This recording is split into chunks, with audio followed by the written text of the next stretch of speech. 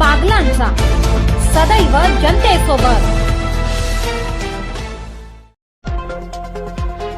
10वी आणि 12वीच्या परीक्षांमध्ये होणाऱ्या सामूहिक कॉपीच्या घटनांची गंभीर दखल घेत मुख्यमंत्री देवेंद्र फडणवीस यांनी राज्यातील सर्व जिल्हाधिकारी, पोलीस अधिकाऱ्यांना या प्रकरणी कडक कारवाई करण्याचे आदेश दिले आहेत। सामूहिक कॉपी आढळल्यास अशा केंद्राची मान्यता कायमस्वरूपी रद्द करावी, तसेच विद्यार्थ्यांना कॉपी करण्यास मदत करणाऱ्या शिक्षक आणि कर्मचाऱ्यांना सेवेतून थेट बडतर्फ करण्यात यावं, अशा स्पष्ट सूचनाही फडणवीस यांनी दिल्या। मुख्यमंत्री यांनी दिलेले निर्देश काय आहेत पाहुयात पुढील प्रमाणे ग्राफिक्सच्या माध्यमातून। परीक्षा केंद्राच्या 100 मीटर परिसरात अनधिकृत व्यक्तींना प्रवेश बंदी तसेच पुरेसा बंदोबस्त ठेवावा।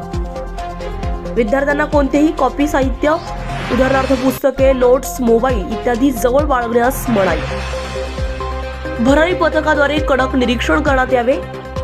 संवेदनशील केंद्रावर ड्रोन आणि व्हिडिओ कॅमेऱ्यांद्वारे नजर ठेवावी। जिल्हाधिकाऱ्यांनी परीक्षा केंद्रावर विशेष बैठक पथकाची नियुक्ती करावी। प्रत्येक तालुक्यामध्ये विशेष प्रमुख, उपजिल्हाधिकारी यांची नियुक्ती करावी।